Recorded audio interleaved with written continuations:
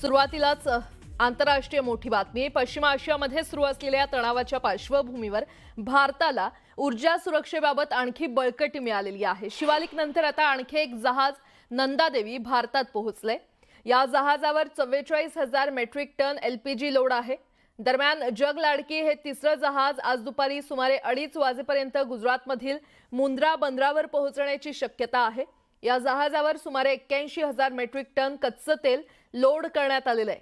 भारतीय परराष्ट्र मंत्रालयाच्या प्रयत्नांमुळे आणि भारतीय नौदलाच्या सुरक्षा व्यवस्थेत ही जहाजं सुरक्षितपणे भारतात पोहोचतायत।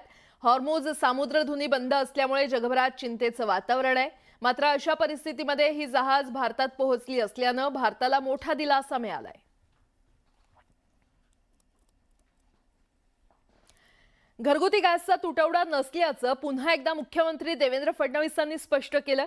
गोंधळून जात नागरिकांनी गॅस सिलेंडरसाठी गर्दी करू नये असं आवाहन करण्यात येतंय। त्यासोबत विरोधकांनी जाणीवपूर्वक संभ्रम तयार केल्याची टीका विरोधकांवर केली आहे।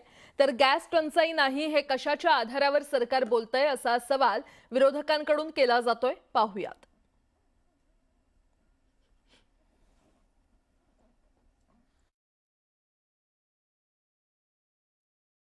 जाणीवपूर्वक लोकांच्या मनात संभ्रम तयार करायचा, लोकांना रांगेत उभं करायला लावायचं। भीतीपोटी जेव्हा लोक रांगेत उभे राहतात किंवा सिलेंडरचं साठे बाजार किंवा आपल्या घरी एक सिलेंडर असताना परत एक अजून घेऊन ठेवा की बाबा अन्यथा उद्या जर टंचाई झाली तर काय करायचं, हे जे भीतीपोटी अनेक वेळा लोक करतात, या गोष्टी होऊ नये म्हणूनच केंद्र सरकारने स्पष्टपणे सांगितलं आहे की एक सिलेंडर मिळाल्यानंतर 23 दिवसाच्या अंतरानेच दुसरं सिलेंडर तुम्हाला त्या ठिकाणी प्राप्त होऊ शकेल, हे क्लिअर कट सांगितलेलं।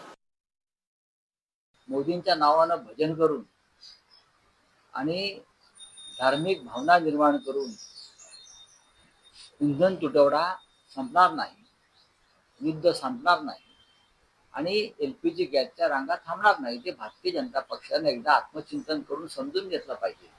पण आता आम्ही काय बोललो की मुख्यमंत्र्यांना मिरच्या घुमतात, आमच्या ती वातावरण खराब करतात, मोदींची बदनामी करतात। मोदी स्वतःची आणि देशाची बदनामी करतात। मग रांगा का दिसतायत, लोक रस्त्यावरती का दिसतायत?